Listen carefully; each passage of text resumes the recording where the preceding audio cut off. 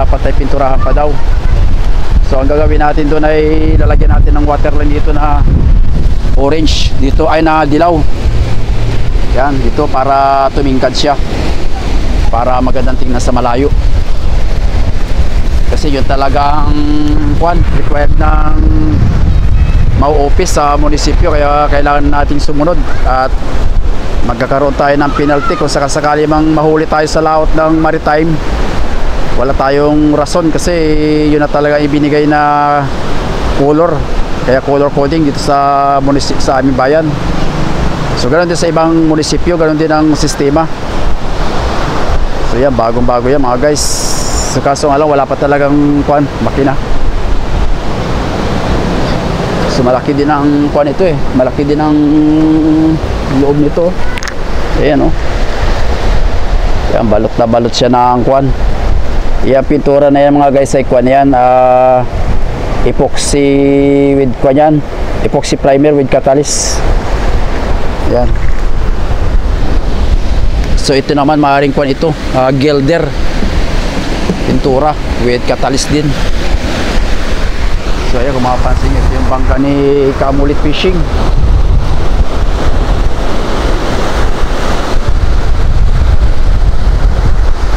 So ang lalaki ng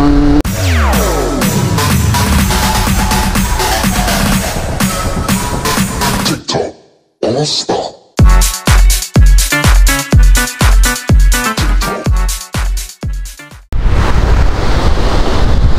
Yun mga ka-Egops, sa mapagpalang araw sa inyo lahat. At syempre panibagong araw tayo, at syempre panibagong vlog. Welcome to ka-Egops channel. At shoutout muna sa ating mga viewers, sa ating mga subscriber. So update ko kayo guys sa lagay na aming panahon dito sa aming bayan, province of Aurora, municipality of Baler. So grabe ang lakas ng amihan ngayon guys oh. Tingnan nyo naman oh, namumuti. Yan oh. So nandun yung bangka nating sinasakyan ni Boy Carlos. So ngayon ay last week na ng January mga ka-Egops. So tinignan natin yung latest forecast sa wind finder ay ihina ang amihan ay February 1. So makakapag-fishing tayo. So may 3 days na kalmada ang dagat. So sana ay magbago ang forecast para makapag-fishing ulit tayo. Dahil ito nakaraan nating laot ay halos 2 araw lang gumanda ang panahon sa laot. Bumira naman amihan. So ngayon grabe ang lamig dito guys sa aming area. At talaga namang puro amihan. So yung karamihan na bangka nandyan no, nakataas. So hindi na rin natin tinayos yung ating bangka dahil nga sa marami pang kargadang bato saka yelo, diesel. So pero bukas ito guys medyo hihina siya. Ngayon ito kalakasan ng amihan itong araw na ito. So time check muna tayo mga ka-Egops. Mag alas 4 pa lang ng hapon. So update ko lang kayo mga guys sa bangka na kinuha natin. Binilag natin itong mga nakaraan. At may request sa atin na i-vlog natin uli. May viewers na nag-comment doon sa baba na i-vlog natin kung okay na yung bangka na ni-repair ito nakaraan, itong Carliam, at saka yung isang bangka na ang pintura dati ay kulay yellow green. So ngayon nag-request ang MAU office sa munisipyo na kailangan talaga daw kulay orange lahat. So siguro sa mga darating na araw magtataas ulit tayo ng bangka dahil magpapanibagong pintura tayo. So kung update ko kayo mga ka-Egops, puntahan natin. Alright. So ito na guys yung ito na yung bilang natin ng mga nakaraang linggo. So halos tapos na. Ito bagong masilya na yan. Kasi ito ay bagong plywood. Saka nilagyan din ng bagong ligason. At saka tinanggalan din ng tinanggalan dito ng tumpang, pinalitan, kaya bago na ito. So ganoon din sa may parting unahan. Ayan. So tapos na rin, saglit lang din naman ginawa dahil nga hindi umulan ito mga nakaraan. So ito ay lulusong siguro mga bag. So yan, maganda na mga guys. So doon pala sa mga nag-comment nung bilag natin itong bangkang ito ay kwan, ito double engine, isang kubota at saka isang single piston. So ito yung sagap niya, ito yan, kasi wala nang kwan ito, wala nang water pump yung makina kaya nilagyan ng katadyak. So dito magmumula yung ihi, tapos dito yung double kwan, pan double engine mga guys dito. Yan, ayos na rin yan. So tingnan natin dito sa taas. Oops. Ayan o. So ang kasko nito guys, ang pinaka lapad siguro nito ay kuwala ito, para estimate ko lang naman ito ay mga 20 lang siguro ito. So tingnan nyo naman ka limit na yung ligasyon, no? Ayan o, yan. So yun talaga, matibay na yan, sigurado na yung mga guys na matibay. Mas maganda pa ito doon sa loob ng bangka ko kasi ito ay dinagdagan ng ligasyon, patibay talaga. So yan, bago na yan, oh.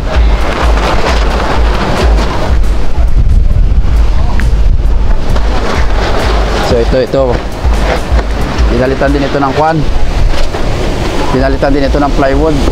So may masilyal ito mga kaigops, isa, dalawa, tatlo. So mga 6 na plywood ito guys ang ipinalit. Meron ito po sikreta. Yan, ganyan dito. So abang-abang na lang guys at pupunta tayo sa kabila. Tingnan natin yung bagong pintura na bangka.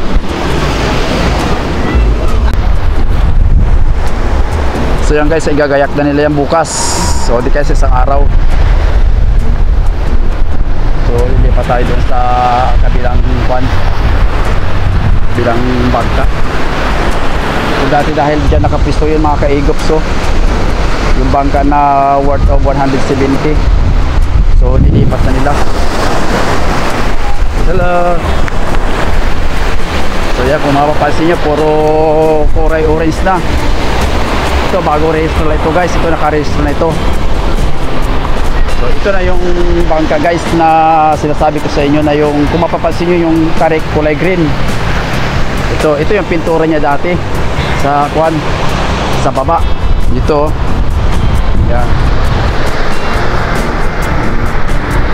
pininturahan ng orange.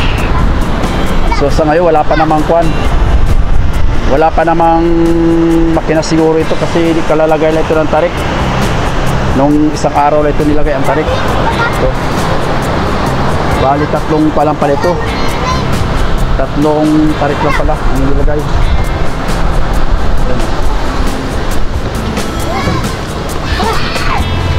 So ito, so kasarapan ang laki nito guys, katamtama na yan, pang dalawahan. So pagka dito sa amin, pag panahon talaga ng tugtutuna, talagang kikita yan dito. Kasi ang labanan dito sa area namin ngayon ay paanod, parang ganun sa mga taga Mindoro. Kaya yung mga taga Mindoro nakakarating pa dito. Yung shoutout muna. Yun, may mga viewers tayo na mga chikiting. So ang ganda ng form mga guys, oh. Pero babagaya lang talaga yan ng kwan, kahit orange, dalagyan lang ng waterline. O di kaya yung kombinasyon, kung para sa akin puti, para tumingkad yung orange, para hindi naman nakapokus ka lang sa isang kulay. Dahil yung sa akin guys ay, kung napapansin nyo yung mga nakaraan natin vlog at in-update ko kayo dun sa bangka na Boy Carlos, dun sa ating ginagamit ay nagpintura rin tayo, orange, pati pilot house.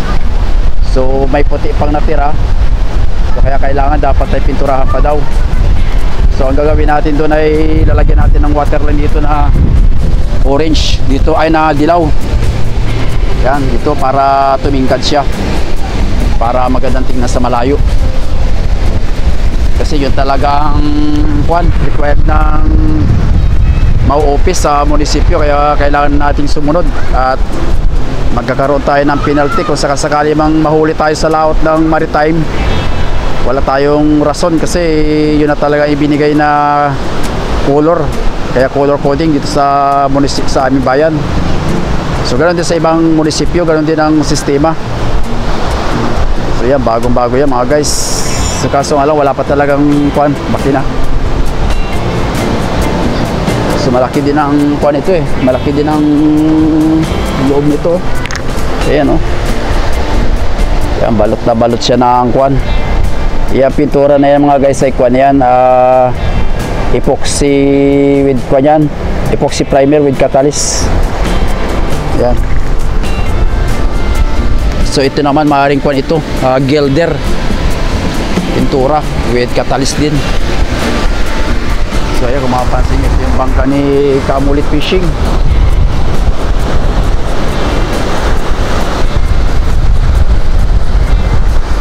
So ang lalaki ng bagsak ng alon dito mga kaigop.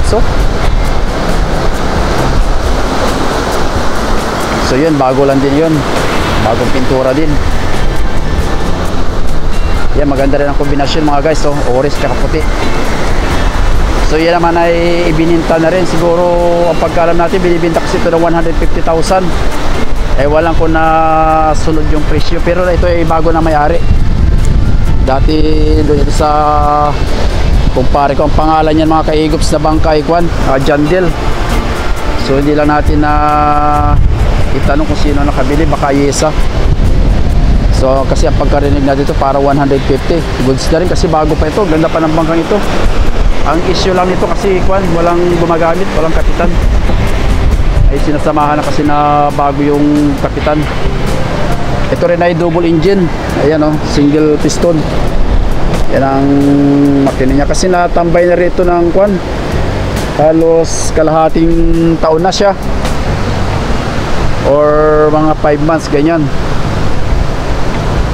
Kaya so ngayon ay nandito na yung mga niya oh. Nandiyan na yung mga kawa niya ang gagamitin. So panlagay na yan dyan. So kagandahan ng mga kaigops pagka ganyan lang ni kalaki ang makina, ang bangka. Pero mas na mas dyan na gamitin na makina talaga. Kung para sa akin, advisable talaga yung Isiki na 393. Nagkakahalaga yun ng 30,000 plus. Hindi na natin ma-mission kung magkano na sa ngayon kasi tumaas na yung bilihin ngayon. So huling bili natin ng makina na nakaraan ay 4 years na siguro, yung sa Boy Carlos. So hanggang ngayon matibay pa rin. So pero okay na rin yan dahil maiksi lang ang kasko nyan. Ang kasko nyan guys ay size. Tapos ay ang parka nito mga 30 sa estimate ko lang kasi hindi nito magkalayo ng kabilang bangka. Mga 30 lang ito guys, pero para mabuka ito ng kaunti. So ito naman yung pandagat na tinatawag namin dito. Ayan, ang ganda ng kasukasuhan ng mga guys pag yan nalinisan. So ito yung pa lang ito, mga estimate ito, mga pa ito 3 years. Pero ang ganda ng bangkang yan, tibay. So yan naman guys, yung bangka na yan, ayun yung bilag natin na worth of 500,000 brand new. So kuha na rin yan, 3 years na. Medyo luma na nga lang pintura, pero yan ay baka magpintura yan itong kalmadang dagat.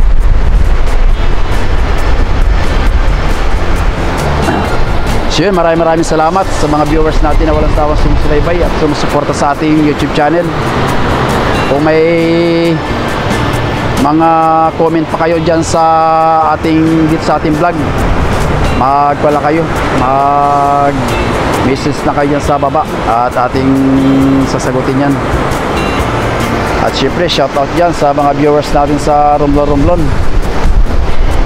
at sa mga OFW na walang sawang sumusubaybay dyan sa KSA. May viewers din tayo dyan sa Canada, mga Filipino community.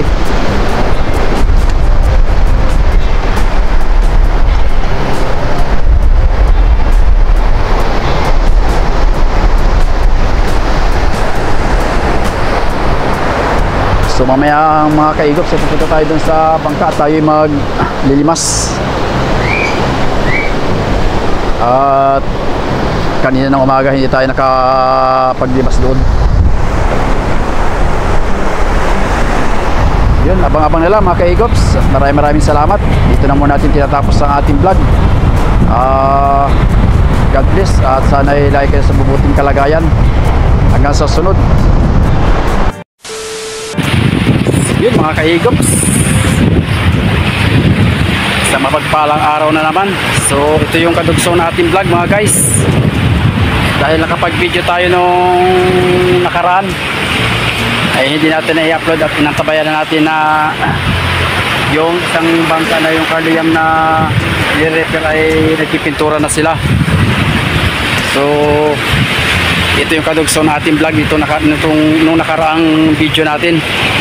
So ngayon pala may upload. So tapos ito mga kaigops, kanina nagtaas kami ng bangka. Ayan o, nahirapan kami kanina sa pagtataas ito dahil nga sa naputol ng kilya, kinain na ng katid. Ito yung kabahag ng kasko ko guys sa Boy Carlos. Matagal na kasi ito siya naka-stack sa ilog. So tinaas namin kanina nung pa-high tide ang tubig. So yan o, tinan mo, grabe ang katid. Ito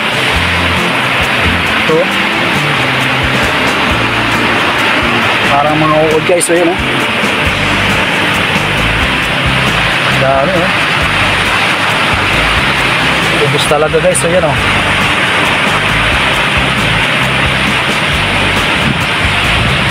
yan o, yan lang yung mga kaigops o. Ito yung tinatawag na katid, bruma. Ito pa oh. Yan. So kanina lang ito tinaas sa pool nung siguro mga October. Nung pumasok na yung mga bagyo dito sa aling lugar, naka-standby na ito siya sa ilog. So matagal dito siya itaas. Kaya ang nangyari talagang pag mahina ang kahoy talaga na ibinababad sa ilog ay grabe ang katid o bruma. Yan o. Pero ang kasko niyan guys ay walang tama yan. Yan yung atipulo, kabahak ng kabahak ng aking bangka na Boy Carlos. Tinay ko ka-igop so.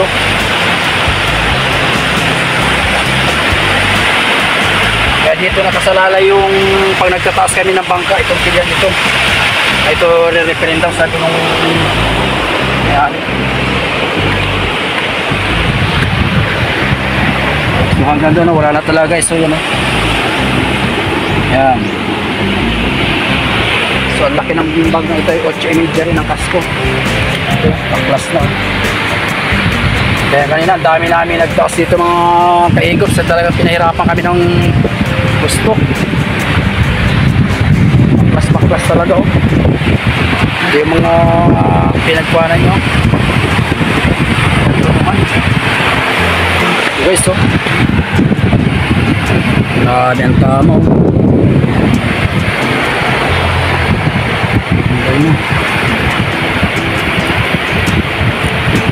Ayan ang mga katid. So pupuntahan natin mga kaigops yung bangkang Carliam at update ko rin kayo. Nagpipintura na sila ngayon. Alright, let's go. So ayan na guys, so nagpipintura na sila.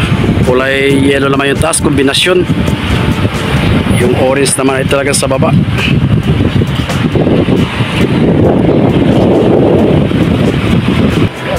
Ngayon na tayo, magpuli na yan sila. Di lang mga pangulat, malakas ay. Oo. Mahirap na makabala. Talaga. Mahirap magpatago-tago. Kung ano? Dikit-dikit na talaga.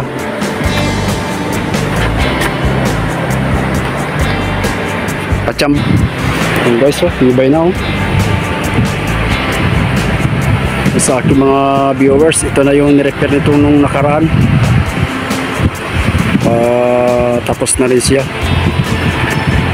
Ganda na ng forma, kombinasyon yellow. So pag ito ay tuloy-tuloy ang paggawa, mga 2 weeks lang yari. Ay yung kanyang paltik.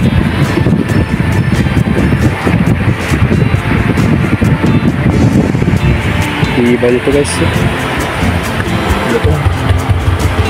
Makipot na yung kwan. Makipot na yung mga pagitan ng bigas.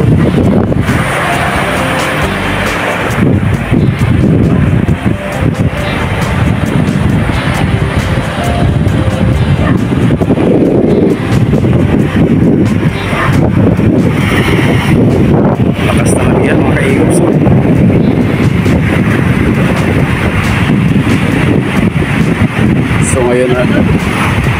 So ngayon ay first week ng February.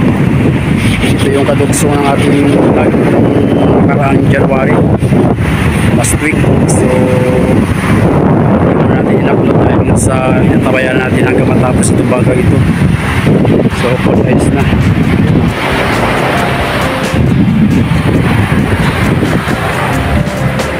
Ganda na ng forma.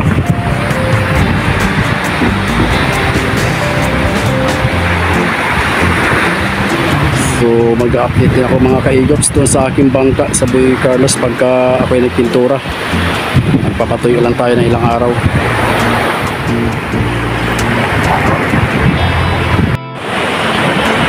So yan guys, na i-update ko na kayo sa bangkang Carliam sa nirepair na nakaraan.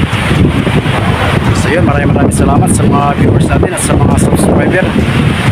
Live check muna tayo mga kaigops. 11:30 na ng tanghali. So yung taya ng panahon sa amin dito, ayan o, purong amihan.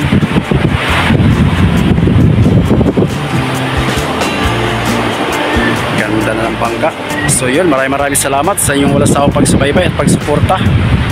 Kung bago pala kayo dito at napadalam, please naman paki-like, paki-share, paki-subscribe na rin at paki-pindot na rin ang notification bell para update kayo sa mga video natin i-upload. Hanggang sa sunod mga kaigops, God bless.